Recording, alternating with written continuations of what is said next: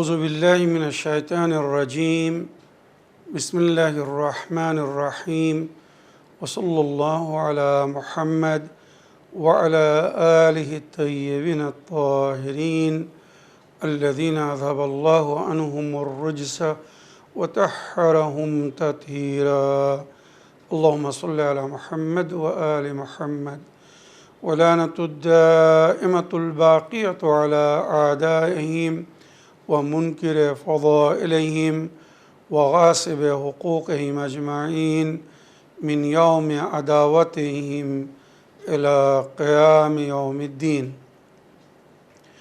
أما بعد يا عباد الله أوصيكم ونفسي بتقوى الله فإن التقوى خير الزاد وبها المعاد وتنفع يوم لا ينفع فيه مال ولا بنون إلا من أتى الله بقلب سليم وصلى الله على محمد وعلى آله الطيبين الطاهرين اللهم صل على محمد وآل محمد وعجل فرجهم আমার প্রিয় দর্শক ও শ্রোতাবৃন্দ আসসালামু আলাইকুম ওয়া রাহমাতুল্লাহি ওয়া বারাকাতুহু।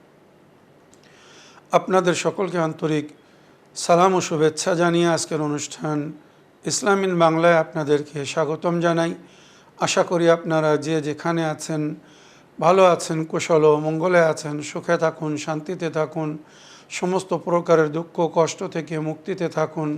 আল্লাহ রব্বুল আলামিনের কাছে এই কামনা করি। যারা অসুস্থ আল্লাহ তাদেরকে সুস্থতা দান করুন, যারা ঋণে ভুগছে আল্লাহ তাদেরকে ঋণ মুক্তি করুন। ওইরূপ যাদের জীবনে কোনো প্রকারের অভাব বা অশান্তি আছে আল্লাহ রব্বুল আলামিন তাদের সকলের জীবনে সুখ শান্তি দান করুন ও সকলের মনোকামনা আশাকে পূরণ করুন। আমাদের সকলকে সৎ পথে চলার, অসৎ পথ থেকে দূরে থাকার এবং এক অপরকে সৎ উপদেশ দেওয়ার তৌফিক দান করুন। আমরা যেন সত্য বা হক জিনিসকে জেনে শুনে মেনে তার উপরে আমাল করে সেটা অন্যদের সামনে তুলে ধরতে পারি বা সকলের কাছে পৌঁছে দিতে পারি। আল্লাহ রব্বুল আলামিন আমাদেরকে সেই মনোবল ও নেক তৌফিক দান করুন। আমিন ইয়া রাব্বাল আলামিন। এই দোয়ার সঙ্গে আজকের পর্ব শুরু করতে চলেছি। বিনা কোনো ভূমিকায় সরাসরি আপনাদের পাঠানো পেন্ডিং প্রশ্নের উত্তর দিতে চাই। তাই আসুন দেখি কোথা থেকে কে কী প্রশ্ন করছেন বা কে কী জানতে চাচ্ছেন। আগে একটি লিখিত চিঠি পড়ব, তারপরে ইনশাল্লাহ আপনাদের পাঠানো ভয়েসমেল বা অডিও রেকর্ডিং প্লে করব। এই চিঠিটি বহুদিন ধরে এসে আছে বা কয়েকবার রিপিট হয়েছে। আমি এই চিঠিটি নিতে চাচ্ছিলাম না, পড়তে চাচ্ছিলাম না, কিন্তু বারবার অনুরোধ করার কারণে আমি এই চিঠিটি নিতে বাধ্য হচ্ছি বা বাধ্য হলাম। আশা করি আমার দর্শকবৃন্দরা এই চিঠির মধ্যে যেটা লেখা হয়েছে হয়তো খুব দুঃখজনক, কিন্তু আমাদের সমাজে এমন অন্যায়, এমন পাপ হচ্ছে, আর সমাজের লোক দেখছে, তারপরেও এই ধরনের পাপের বিরুদ্ধে পদক্ষেপ নিচ্ছে না। আল্লাহ রসুল বলেছেন, যখন তোমরা আমর বিল মারুফ নাহি আনিল মুনকার ছেড়ে দেবা, যখন তোমরা আমর বিল মারুফ অর্থাৎ মানুষকে নেক পথের দিকে আমন্ত্রণ জানানো, নাহি আনিল মুনকার অন্যায় থেকে বাধা দেওয়া, মানা করা, এটা ছেড়ে দেবা, তোমাদের উপরে আল্লাহর গজব হবে, বিভিন্ন প্রকারের আযাব আসবে, তোমরা সমস্যার সম্মুখীন হবে, তোমরা ক্ষতিগ্রস্ত হবে, তোমাদের রুজি রুটি থেকে আল্লাহ বরকত তুলে নেবে, ফসল থেকে বরকত তুলে নেবে, ঘরে অশান্তি আসবে, বিভিন্ন প্রকারের রোগ ছড়িয়ে পড়বে, তোমরা ফরিয়াদ করবে, তোমাদের ফরিয়াদ শোনার কেউ হবে না। এখন যে যুগ আর এই সমাজ, এই পরিবেশ বা সমাজের লোকেরা যে বিভিন্ন প্রকারের রোগে ভুগছে, বিভিন্ন প্রকারের সমস্যার মধ্যে ঝলসে যাচ্ছে, এর কারণ হচ্ছে তাদের কর্ম। তারা যদি মানুষকে পাপ থেকে মানা করত, অন্যায় থেকে বাধা দিত, সমাজ এত জঘন্য হতো না। দিনের পর দিন আমাদের সমাজ এত জঘন্য কেন হচ্ছে? ইমাম হোসেন আলাইহিস সালাম সন 61 হিজরিতে বলেছিলেন, সেই সময় যখন এজিদ পুরো পরিবেশকে জঘন্য করছিল, ये बेहतरीन दुनिया बदतरीन दुनिया में बदल रही है या बदल गई है बुरे लोगों की बुराई की वजह से नहीं, नेक लोगों के खामोश रहने की वजह से। এই সুন্দর দুনিয়া, সুশ্রী দুনিয়া বিচ্ছিরি হয়ে যাচ্ছে বা বিচ্ছিরি হয়ে গেছে শুধু খারাপ মানুষের খারাপ কাজের জন্য নয়, ভালো মানুষের চুপ থাকার কারণে। খারাপ মানুষেরা যখন খারাপ কাজ করছিল, ভালো মানুষেরা চুপ ছিল, দেখছিল, কিছু বলেনি, মানা করেনি। সুতরাং আজ পরিবেশ জঘন্য হয়ে গেছে। জনাবে শোয়েব নবীর কমে 1 লক্ষ লোক ছিল। আল্লাহর তরফ থেকে জিবরাইল আমিন এসে জনাবে শোয়েব নবীকে বলছে, তোমার কমের উপরে আল্লাহর আযাব হবে খুব শীঘ্র, আর ওই আযাবে সবাই লিপ্ত হবে, কেউ রেহাই পাবে না। তখন জনাবে শোয়েব নবী বলেছিলেন, হে আমার প্রতিপালক, আমার উম্মতের অধিকরা ভালো, 40% হয়তো ভুল করছে, খারাপ কাজ করছে, আল্লাহ বিরোধী কাজ করছে, বাকি 60% তো তারা ভালো নেক কাজ করছে, তারা কেন ওই আযাব ভোগ করবে? তখন আল্লাহর তরফ থেকে বলা হলো, যখন এই 40% মিনিমামরা ভুল করছিল, অন্যায় করছিল, পাপ করছিল, ম্যাক্সিমাম মানে 60% চুপ দেখছিল, তারা কিছু বলছিল না, আজ এই আযাব তাদেরকেও সইতে হবে। তো বর্তমান দুনিয়ায় যেটা ঘটছে, হচ্ছে, দেখছি, শুনছি, আপনারাও দেখছেন, শুনছেন, এই হচ্ছে হকিকত। মেজরিটি, আমি বলবো না যে মেজরিটি পাপ করছে, হয়তো পাপীদের সংখ্যা মেজরিটি বা ভালোদের তুলনায় কম, কিন্তু তাদের সামনে, সেই ভালোদের সামনে যখন জঘন্য কাজ হচ্ছে, অন্যায় হচ্ছে, পাপ হচ্ছে, আজ পাড়ায় পাড়ায়, গ্রামে গ্রামে, শহরে শহরে, এলাকায় এলাকায়, নগরে নগরে দেখুন কত জঘন্য কাজ হচ্ছে, অন্যায় হচ্ছে, অবিচার হচ্ছে, বলার লোক হচ্ছে না। যা সেই নিজের দামানকে ছাড়িয়ে নেওয়ার চেষ্টা করছে, ওরা জঘন্য কাজ করছে, আমি কেন ওতে মাথা দিতে যাব? ওরা ভুল করছে, আমি কেন বলবো? অসামাজিক কাজ করে আমার কি দরকার বলার? আমি তো করছি না, আমি ওখান থেকে দূরে থাকি, এতেই আমার মঙ্গল। মনে রাখবেন, একদিন ওই জঘন্যতা আপনার বাড়িও পৌঁছে যাবে, তখন কি করবেন? বুদ্ধিজীবীর জন্য সেটা যথেষ্ট। সুতরাং এবারে চিঠিটা পড়ি, এটা হয়তো কারোর বেদনাও হতে পারে, শুনে নিন। আর ইসলামিক সংবিধান হিসাবে যেটা সঠিক উত্তর হবে আমি সেটাই দেব বা বলবো। আসসালামু আলাইকুম ওয়া রাহমাতুল্লাহি ওয়া বারাকাতুহু। মাওলানা সাহেব, আমি আপনার কাছে কিছু সমস্যার সমাধান চাই, দয়া করে আমার এই প্রশ্নের উত্তরটা দিবেন। আমি যেসব সমস্যা জানতে চাচ্ছি, হয়তো আপনি এবং সমস্ত দর্শকবৃন্দ আমাকে ঘৃণা করবে, কিন্তু আমাকে তো গুনাহ থেকে পাক হতে গেলে এই সব কিছু আপনাকে জানাইতে হবে। আমি জীবনে অনেক বড় বড় গুনাহ করেছি, তারপরে আপনার এপিসোড দেখি, দেখতে দেখতে ওই সমস্ত সাথে অবৈধ সম্পর্ক ছেড়ে দিই, তওবা করে আপনার দেয়া শিক্ষার উপরে আমল করছিলাম, সব কিছুই ঠিক চলছিল, কিন্তু এখন আমি আবার এক পড়ে গেছি, ওর সাথে আমার বারবার গুনাহ হয়ে যাচ্ছে। আমি কোনো গুনাহ করতে চাইছি না, তবুও গুনাহ হয়ে যাচ্ছে। আমি না পারছি ওকে বিয়ে করতে, না ওকে ভুলে যেতে। আমার স্বামী, সন্তান আছে, তারপরেও আমি ওই সব চক্রান্তে ফেঁসে গিয়েছি। এই সব থেকে বেরিয়ে আসতে চাই। আমি ওকে মন থেকে বের করে ফেলে দিতে চাই, কিন্তু পারছি না। এখন আমি কি করব? একমাত্র আপনি পারেন কোনো উপায় বলে দিতে। এখন আমি কি করব? আর এই যে আমি এত বড় গুনাহ করেছি বা করছি, এর কি কাফারা দিতে হবে? এই গুনাহ বারবার করার জন্যে কি একটা কাফারা দিলেই হবে, না এই গুনাহ যতবার করেছি ততটা কাফারা দিতে হবে? দয়া করে বলবেন, তাড়াতাড়ি উত্তরটা দিবেন, কেন না জানি না কখন আল্লাহর ডাক এসে যাবে। আমি সব গুনাহ থেকে পাক হতে চাই, আর আমি যেসব গুনাহ করেছি আমাকে কি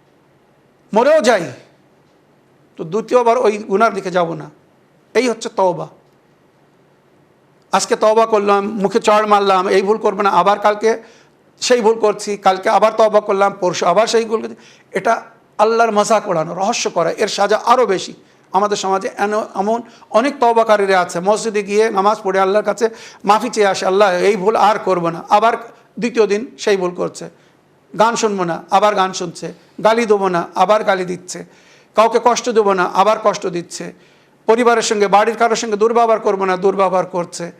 সামাজিক কত ভুল করছে, তওবা করছে, ভুল করছে। তাই ইমাম হোসেন আলাইহিস সালাম এদের সম্পর্কে বলেছেন, এমন রহস্যকারী বা লজ্জিত ব্যক্তি হয় না যে বারবার ভুল করে আর বারবার তওবা করে। তওবা মানে কি?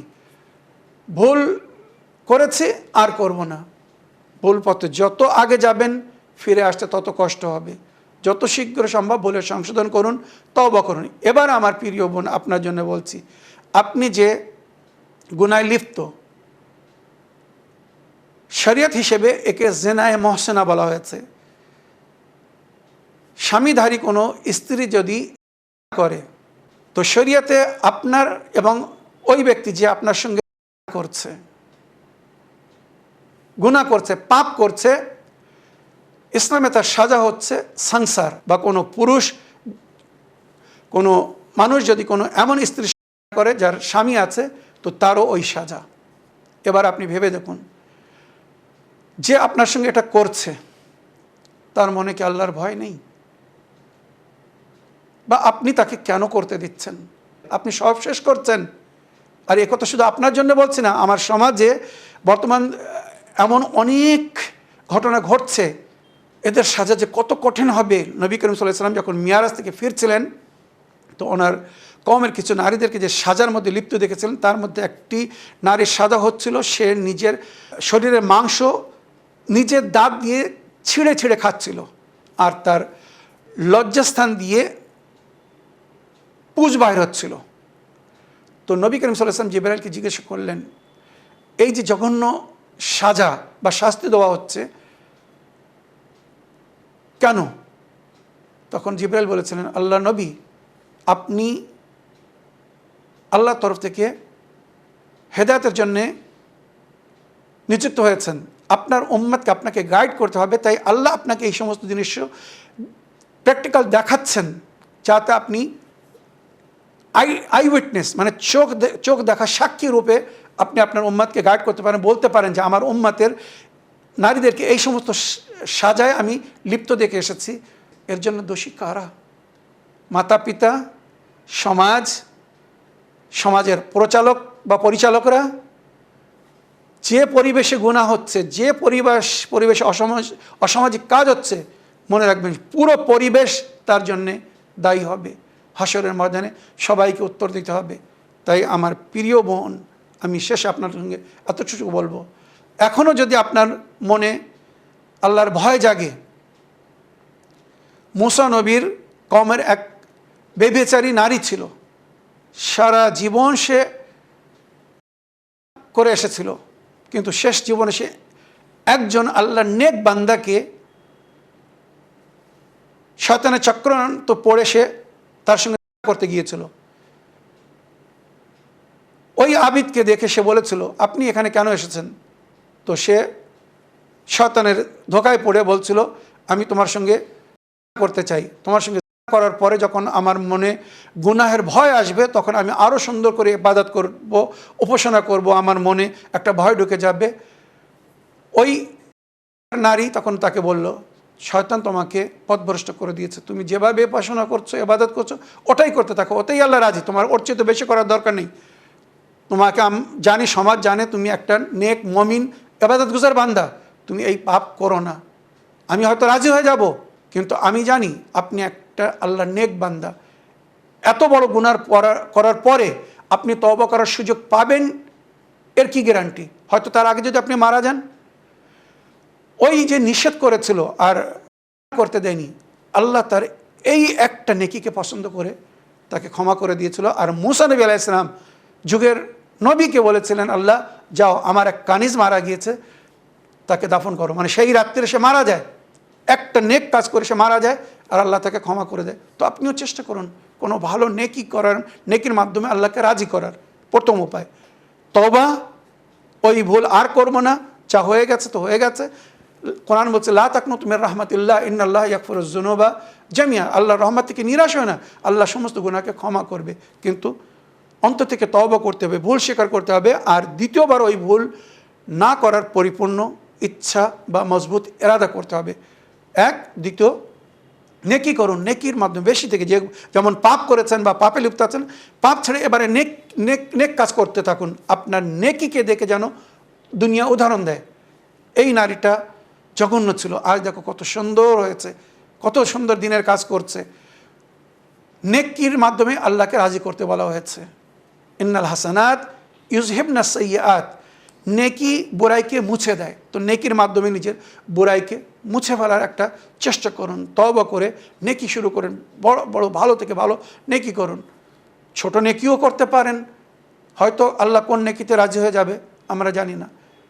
নেকির মাধ্যমে আল্লাহকে রাজি করার চেষ্টা করুন।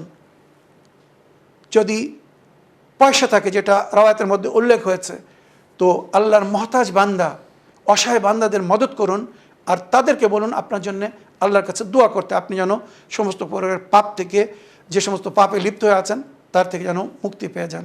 আর শেষে যেটা বলবো সেটা হচ্ছে শারীরিক এবং মানবিক পবিত্রতা অর্জন করার চেষ্টা করুন। যখনই নাজিস হয়ে যাবেন পাক হওয়ার চেষ্টা করুন, আর হারাম এবং নাজিস পানাহার থেকে বিরত থাকুন। স্পিরিচুয়াল পাওয়ার হবে, মনোবল বৃদ্ধি হবে, অন্যায় থেকে মন ঘুরে যাবে, নেকির দিকে মন লাগবে। তখন আপনি বুঝতে পারবেন যে আপনি কোথায় ছিলেন আর কোথায় এসেছেন। এমনভাবে পরিবর্তন হয়ে যাবে আপনি ভাবতেও পারবেন না। আশা করি আপনার প্রশ্নের আপনি উত্তর পেয়েছেন। আমি যদি হাজারো জিকির, হাজারো বিরদ, দুয়া বলে দিই, হয়তো আপনি পড়তে থাকবেন, কিন্তু সেটা কবুল হবে না, আল্লাহ দরবারে পৌঁছাবে না, যতক্ষণ আপনি শারীরিক এবং মানবিক পবিত্রতা অর্জন না করছেন। নাজিস পানাহার থেকে, হারাম পানাহার থেকে দূরে থাকতে হবে, নিজেকে পাক পরিষ্কার রাখুন, ইবাদতে মন লাগবে, ভালো কাজে মন লাগবে, নেকির মাধ্যমে আল্লাহকে রাজি করুন। এর চেয়ে তো সুন্দর উপায় হয়তো এখন আর দোয়া সম্ভব ছিল না। আশা করি আপনার প্রশ্নে আপনি উত্তর পেয়েছেন। এবার একটা অডিও প্লে করি, দেখি কোথা থেকে কে কি বলতে চাচ্ছেন। আসসালামু আলাইকুম, আমি মিজানুর রহমান মল্লিক, দক্ষিণ চব্বিশ পরগনার রুস্তি থেকে। আজকে ইসলামিক বাংলায় একটা বিষয় জানতে চাই যে নারীরা অধিক জাহান্নামে যাবে নাকি পুরুষরা অধিক জাহান্নামে যাবে, এটা কি ইসলামে মেনশন করা আছে যে নারীরা বেশি জাহান্নামে যাবে নাকি পুরুষরা বেশি জাহান্নামে যাবে? যদি মেনশন করা থাকে তাহলে আপনি আমাকে এটা জানাবেন যে যদি নারীদের মেনশন করা থাকে যে নারীরা বেশি জাহান্নামে যাবে, তো তার পেছনে কারণ কি বলা হয়েছে। এবং যদি পুরুষদেরকে ইসলামে মেনশন করা থাকে যে পুরুষরা তুলনামূলক নারীদের চাইতে বেশি জাহান্নামে যাবে, তো সেখানে তাদের জাহান্নামে যাওয়ার জন্য অধিক কারণ কোনটা হবে, এটা জানাবেন। আর যদি এরকম কিছু মেনশন না করা থাকে তো তাহলে সে সম্পর্কেও আমাকে অবগত করবেন। ভালো থাকুন, সুস্থ থাকুন। সালামু আলাইকুম, জাযাকাল্লাহু খায়র। ওয়ালাইকুম আসসালাম রহমতুল্লাহি ওবরাকাত। আমার প্রিয় ভাই মিজানুর রহমান সাহেব, আপনার ওয়াজমের জন্য আপনাকে ধন্যবাদ জানাই। আপনি জানতে চেয়েছেন জাহান্নামে অধিক সংখ্যা কাদের হবে, নারীর না পুরুষের? যদি নারীর হয়তো কেন, পুরুষ হয়তো কেন, আর যদি এমন কিছু উল্লেখ না থাকে তাও আপনি জানতে চেয়েছেন। তো রওয়ায়াতের মধ্যে নবী ও নবীর আহলে বায়তের তালিমাতের মধ্যে যেটা আমরা পেয়েছি, জাহান্নামে অধিক সংখ্যা নারীদের হবে। এর কারণ হচ্ছে দুটি। এক, নারীরা নিজেরা পাপ করবে, তার কারণে তারা নরকে যাবে। দ্বিতীয়, তাদের কারণে পুরুষরা পাপে লিপ্ত হবে। আপনারা জানেন পুরুষের জীবনের অনেক পাপ নারীর কারণে। যেমন এক স্ত্রী, উদাহরণ দিয়ে বলছি, খুব সহজ উদাহরণ। এক স্ত্রী তার স্বামীকে প্রেশারাইজ করছে, বারবার বলছে আমাকে এটা দাও, এটা দাও, এটা দাও। তার স্বামী গরিব মানুষ, তার আয় অত না, কিন্তু সে নিজের স্ত্রীকে ভালোবাসে, তার প্রয়োজনকে সে পুরো করতে চায় কিন্তু করতে পারছে না। এবারে যখন স্ত্রী প্রেশারাইজ করছে, চাপ সৃষ্টি করছে, না আমাকে এটা দিতেই হবে, না দিলে আমি তোমার সংসার করব না, তোমার ঘর করব না, তোমার বাড়িতে থাকবো না, আমাকে ছেড়ে দাও, আমাকে চলে যেতে দাও। তো নিজের বউকে রাখার জন্যে, নিজের বউকে সে ভালোবাসে, বিয়ে করেছে, সমাজে তার সম্মান আঘাত পাবে যদি বউ চলে যায়। তো সে এবারে হালাল কাজ ছেড়ে হয়তো হারাম উপার্জনের দিকে যাবে, হারাম কাজের দিকে যাবে, যাতে সে তার বড় প্রয়োজনকে পুরো করতে পারে বা অধিক পয়সা ইনকাম করতে পারে। এটা একটা খুব সামান্য উদাহরণ দিলাম, কিন্তু এই ধরনের অনেক কিছু আছে। তো যদি এখানে আমি এর ডিটেলস বলতে চাই কি কি গুনাহ নারীদের কারণে পুরুষরা করে, তো কয়েক ঘন্টাও মানে আমি পুরো করতে পারবো না। শুধু একটা উদাহরণ দিলাম, আশা করি বুদ্ধিজীবীর জন্য ইশারা যথেষ্ট। পুরুষরাও যাবে, মনে রাখবেন, তবে নারীদের পরিপ্রেক্ষে পুরুষদের সংখ্যা কম হবে, এটাই রওয়ায়াতের মধ্যে উল্লেখ হয়েছে। আশা করি ইশারা যতটুকু বললাম আপনি বুঝতে পেরেছেন। আগে একটি লিখিত চিঠি পড়ি। আসসালামু আলাইকুম, জানাব মাওলানা সাব্বির রেজা সাহেব, আমি নদিয়া জেলা থেকে সুরাজ শেখ বলছি। মাওলানা সাহেব, আমার প্রশ্ন হলো, দুনিয়াতে আমরা দেখছি বেশিরভাগ মানুষ সুন্দর বাড়ি, সুন্দর গাড়ি এবং ব্যাংক ব্যালেন্স এবং জমি জায়গা জমা করে নিজেকে খুব সফল মানুষ মনে করছে এবং তার এই সম্পত্তি নিয়ে মানুষের কাছে গর্ব করছে। কিন্তু ওই সব মানুষ দেখছি নামাজ পড়ে না, রোজা রাখে না, জাকাত দেয় না, হজ করে না। একজন মানুষের আসল সফলতা কি এবং এই রকম বা এই ধরনের মানুষদের জন্যে আহলে বাইত আলাইহিস সালাম কি বলেছেন, এই বিষয়ে আপনি একটু আলোচনা করবেন। ওয়ালাইকুম আসসালাম ওয়া রাহমাতুল্লাহি ওয়া বারাকাতুহু। আমার প্রিয় ভাই সুরাজ শেখ সাহেব, এত সুন্দর প্রশ্ন করার জন্য আপনাকে অসংখ্য ধন্যবাদ জানাই। বিলকুল প্র্যাকটিক্যালি এবং বাস্তব প্রশ্ন করেছেন। বর্তমান যুগে যেটা আমরা সবাই দেখছি, আপনিও দেখছেন, আমরাও দেখছি, সমস্ত দর্শকরা দেখছে, মানুষ গাড়ি বাড়ি ধন দৌলত ব্যাংক ব্যালেন্স নিয়েই গর্ব করছে। আর যার যত পয়সা ধন দৌলত আছে সেই নিজেকে সফল মনে করছে। আসল সফলতা কোথায়?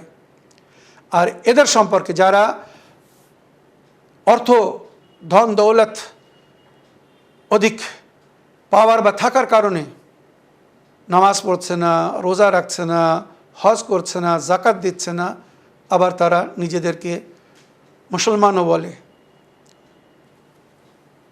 আল্লাহ রসুল ও কোরআনের মান্যওয়ালা বলে, এদের বিষয়ে আহলে বাইত নবী বা আহলে বাইত কী বলেছেন? তো আমি এখানে নবী করিম সাল্লাল্লাহু আলাইহি ওয়াসাল্লামের একটি হাদিস আগে পড়ে শোনাতে চাই, যার মধ্যে অতি সুন্দর শিক্ষা লুকিত আছে বুদ্ধিজীবীদের জন্য। এই সমস্ত হাদিস ভালো করে মন দিয়ে শোনার, জানার, বোঝার, মানার প্রয়োজন আছে। শুনে কোনো লাভ নেই যদি এর ওপরে আমাল না হয়। বুদ্ধিজীবীদের জন্য যথেষ্ট। কালা রাসূলুল্লাহ সাল্লাল্লাহু আলাইহি ওয়াসাল্লাম, সাইয়াতি জামানুন আলা উম্মতি হুব্বুন আল খামসা ওয়া ইয়ানসুন আল খামসা। নবী করিম সাল্লাল্লাহু আলাইহি ওয়াসাল্লাম বলছেন, আমার উম্মতের উপরে একটি পিরিয়ড, একটি যুগ, একটি সময় আসবে, তারা 5টি জিনিসকে ভালোবাসবে আর 5টি জিনিসকে ভুলিয়ে দেবে।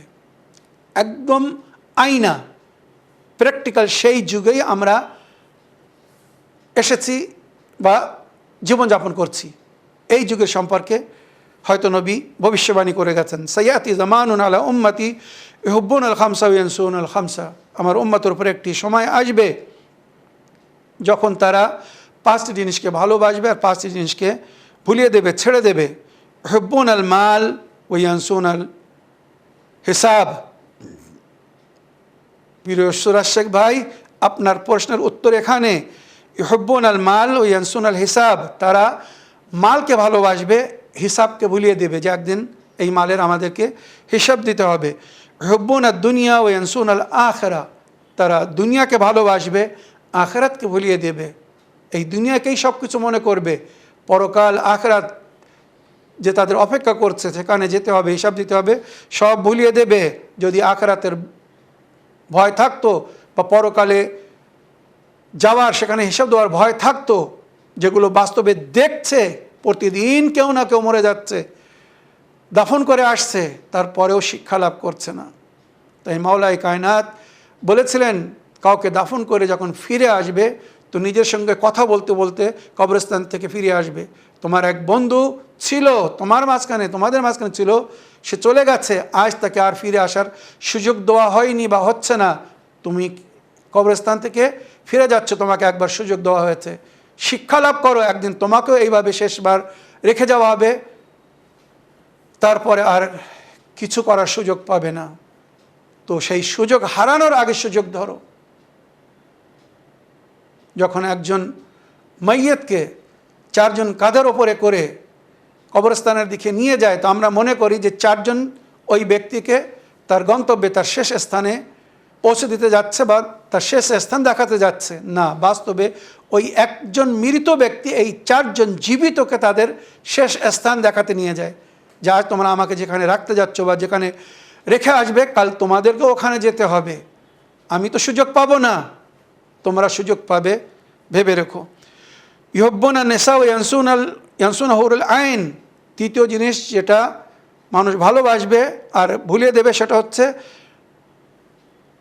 নারীদেরকে ভালোবাসবে। ইহব্বনা নেশা, মানুষ নারীদেরকে ভালোবাসবে, ওই ইয়ানসুন হরুল আইন, কিন্তু পরকালে যে হরুল আইন, জান্নাতের রমণীরা তাদের অপেক্ষা করছে, তাদেরকে ভুলিয়ে দেবে। ইহব্বনা নফস ওই ইয়ানসুন রব, নিজের নফসকে ভালোবাসবে, রবকে ভুলিয়ে দেবে, আল্লাহকে ভুলিয়ে দেবে, আল্লাহর হুকুমকে ভুলিয়ে দেবে, আর শুধু নিজের নফসকে ভালোবাসবে, নিজেরকে ভালোবাসবে, নিজের মনোকামনা ইচ্ছাকে পুরো করার চেষ্টা করবে। আল্লাহ কি চায়, আল্লাহ কি চেয়েছে, আল্লাহ কি পছন্দ করে তার খেয়াল রাখবে না। ইহব্বুনাল কুসুর ওয়া ইয়ানসুনাল কুবুর, নবী কি বলছেন পঞ্চম কথা, এরা কুসুর, কুসুর মানে কাসর, প্যালেস, প্রাসাদ, রাজপ্রাসাদ, সুন্দর সুন্দর গাড়ি বাড়ি, যেটা আপনি বলেছেন পছন্দ করবে। ওই ইয়ানসুনাল কুবুর, কবর ভুলিয়ে যাবে। কবরে কি হবে, কবরের মঞ্জিল বা কবরের দুনিয়ার কথা তারা ভুলে যাবে। নবী এই পাঁচটি কথা বলার পরে কি বলছেন, উলাইকা বারিউম মিন্নি ওয়া আনা বারিউম মিনহুম, আমার উম্মতের যারা এইগুলো করবে, মালকে ভালোবাসবে, দুনিয়াকে ভালোবাসবে, নারীদেরকে ভালোবাসবে, নফসকে ভালোবাসবে, বড় ঘর বাড়ি রাজপ্রাসাদকে ভালোবাসবে, হিসাব ভুলিয়ে দেবে, আখিরাতকে ভুলিয়ে দেবে, হুরুল আইনকে ভুলিয়ে দেবে, প্রতিপালককে ভুলে যাবে, কবরকে ভুলে যাবে, উলাইকা বারিউম মিন্নি ওয়া আনা বারিউম, এরা আমার থেকে বিরত, আমি ওদের থেকে বিরত, মানে আমার সঙ্গে এদের কোনো সম্পর্ক নেই। নবীর উম্মত যদি এগুলো করে, তো নবী বলছে আমার সঙ্গে এদের কোনো সম্পর্ক থাকবে না, না আমি তাকে চিনব, না তারা আমাকে চিনবে, না আমি তাদের শেফাত করব, না আমার মাধ্যমে তাদের কোনো লাভ হবে। এই যে হাদিসটা শোনালাম কেন, মাওলাই কায়নাত আলী আলাইহিস সালামের কাছে একজন ব্যক্তি এসেছে ওনার খেলাফতের দৌরে, যখন উনি শাসনে ছিলেন, একটি বড় জমি কিনে ঘর বেঁধে নিজের জমির বাইনামা তৈরি করতে এসেছে, সেল ডিড বা জমির যে দলিল বলি আমরা, দলিল তৈরি করছে। যে মাওলা আলী উনি এখন শাসক, উনি এখন খলিফা, তো ওনার হাত দিয়ে যদি একটা দলিল তৈরি করে নেওয়া হয় তো আমার জন্য উত্তম প্রমাণ, বা আমার পরে আমার বাচ্চাদের জন্য একটা সুন্দর দলিল হবে। সুতরাং মাওলা এসে বলছে, মাওলা আমার জমিনের একটা দলিল তৈরি করে দিন, আমি একটা বড় জমিন কিনেছি, ফল ফুলের বাগান লাগিয়েছি, মনে করেন বাড়ি করেছি, এই জমির একটা দলিল আপনি তৈরি করে দিন। তো মাওলাই কায়নাত যখন তাকে দুনিয়ার মায়ায়, দুনিয়ার মোহ মায়ায় ব্যস্ত দেখলেন, তখন মাওলা কাগজ কলম নিলেন, আর সাহাবারা ওখানে বসেছিল, সবার সামনে তার নামে দলিল লিখছেন উচ্চস্বরে। এই ব্যক্তি একটি জমি কিনেছে, যার একদিকে মত মানে দুনিয়া, আর একদিকে আখিরাত, একদিকে তার জীবন সেটা এখন যাপন করছে, বেঁচে আছে, আর একদিকে মত তার অপেক্ষা করছে, একদিকে নরক আর একদিকে স্বর্গ। সে যদি নেকি করে যায় তো স্বর্গে যাবে, আর যদি খারাপ কাজ করে যায় তো নরকে যাবে। এইভাবে এই দুনিয়া থেকে পরকালকে কিভাবে সাজানো যাবে, আর দুনিয়া মাজরাতুল আখিরা, এখানে উদাহরণ দিয়ে বলেছেন দুনিয়া আখিরাতের চাষাবাদ, দুনিয়া আখিরাতের খ্যাতি। এখানে যেমন চাষ করব আমরা, ফসল আখিরাতে পাবো। কিষান চাষি যখন চাষ করে, তো যে চাষ করে সেই ফসল পায়। ধান করলে গম পাওয়া যাবে না, গম করলে ধান পাওয়া যাবে না, একটা উদাহরণ দিয়ে বললাম। ওইরকম আমরা যদি নেকি করি তার নেক ফল পাবো, বুরাই করলে তার বুরাই পেতে হবে। তো এইভাবে মাওলা একটা সেলডিট তৈরি করছিলেন, দলিল তৈরি করছিলেন। কিছুক্ষণ শোনার পরে ওই ব্যক্তি ঝরঝর করে কাঁদছে, তার মানে তার অন্তর জেগে গেছে। মাওলা তাকে জাগিয়ে দিয়েছেন যে তুমি দুনিয়ার মোহ মায়ায় হারিয়ে যেও না। রাতের অন্ধকারে যদি 2 রাকাত নামাজ পড়ে নিজের প্রতিপালককে রাজি করতে পারো, তো তার চেষ্টা করো, নেকির চেষ্টা করো, নেকির দলিল তৈরি করো, নেকির রেজিস্ট্রেশন করো। এই দুনিয়ার ধন দৌলত, গাড়ি বাড়ি, এগুলো রেজিস্ট্রেশন করে কোনো লাভ হবে না, মনে রাখবেন। এরপরে মওলা একটা কাসিদা পড়লেন, ইয়ামান বে দুনিয়া ইশতাগাল কদ গররহু তুলুল আমাল আল মউতু ইয়াতি বাগতাতান ওয়াল কবরু সন্দুকুল আমাল। হে দুনিয়াবাসীরা, যারা দুনিয়া নিয়ে মগ্ন আছো, ব্যস্ত হয়ে আছো, কদ গররহু তুলুল আমাল, যাদেরকে বড় বড় আশা ধোকায় ফেলে রেখেছে, ধোকা দিয়ে রেখেছে, আল মউতু ইয়াতি বাগতাতান ওয়াল কবরু সন্দুকুল আমাল। মত আচানক হঠাৎ আসবে, মত বলে আসে না। কখন এসে কাকে ধরে নিয়ে যাবে, তুলে নিয়ে যাবে, কেউ জানে না। মনে রেখো, আল কবর সন্দুকুল আমাল, তোমার আমালের বাক্স হচ্ছে কবর। আগে থেকে যেটা নিজের নফসের জন্যে, ওমা তুকদ্দিমু লিআনফুসিকুম মিন খাইরিন, খায়ের পাঠিয়ে রাখবে, তাজিদুহু ইনদাল্লাহ, সেটাই আল্লাহর কাছে উপস্থিত পাবে। তো আগে থেকে নেকি পাঠিয়ে রাখো, নেকি জমা করো, যদি সুফল বা শান্তি পেতে চাও। তো এই যারা দুনিয়া নিয়ে মগ্ন হয়ে আছে, বা দুনিয়ার অর্থ, ধন দৌলত, গাড়ি বাড়ি নিয়ে গর্ব করছে, এরা গাফলাতের মধ্যে পড়ে আছে। বাসারাকাল ইয়ম হাদিদ, তোমার চোখ আজ বন্ধ হয়ে আছে।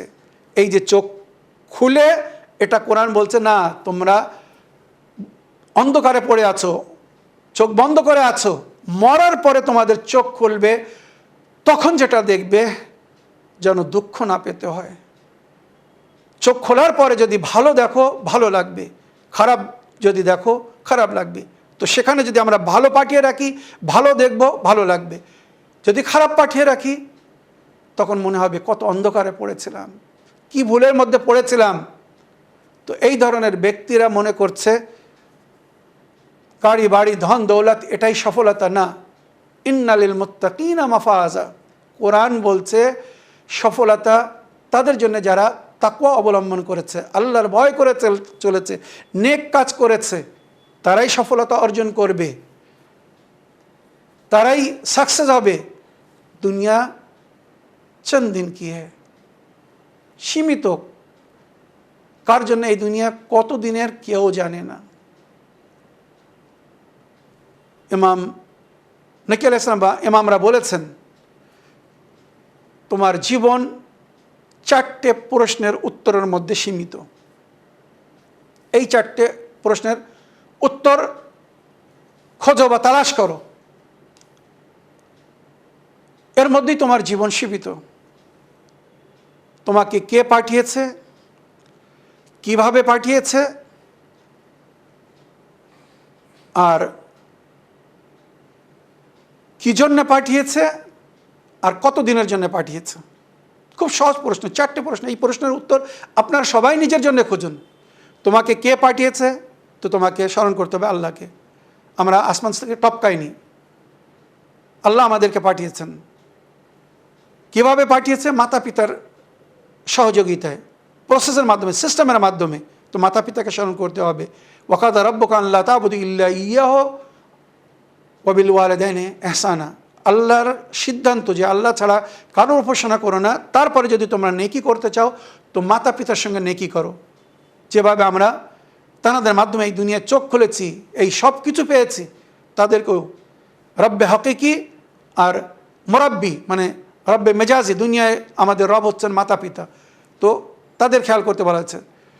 কি উদ্দেশ্যে আল্লাহ পাঠিয়েছেন সেটাকে স্মরণ। ওয়া মা খালাকতুল জিন্না ওয়াল ইনসা ইল্লা লিয়াবুদুন, আমি জিন্ন ইনসকে সৃষ্টি করিনি কিন্তু আমার উপাসনা ইবাদতের জন্য।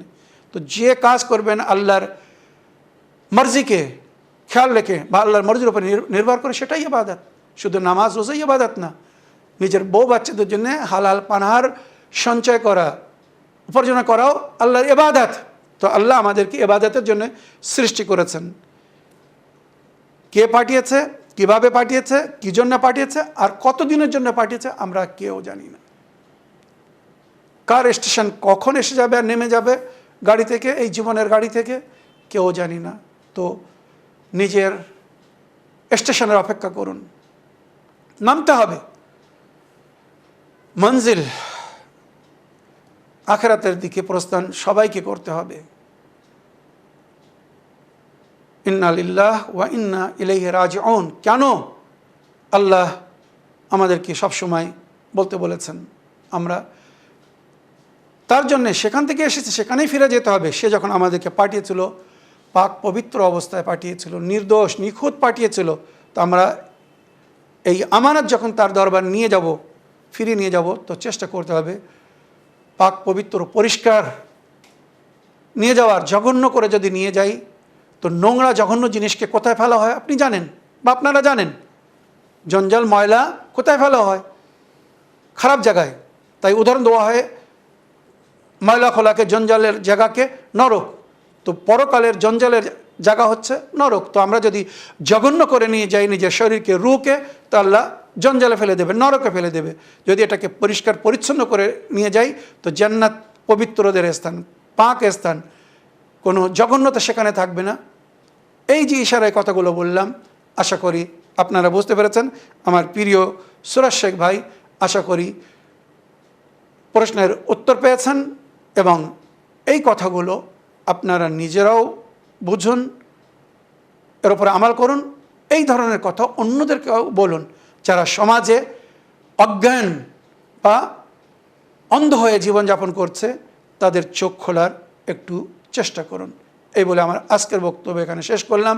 ওয়া আখিরু দাওয়ানা আলহামদুলিল্লাহি রাব্বিল আলামিন।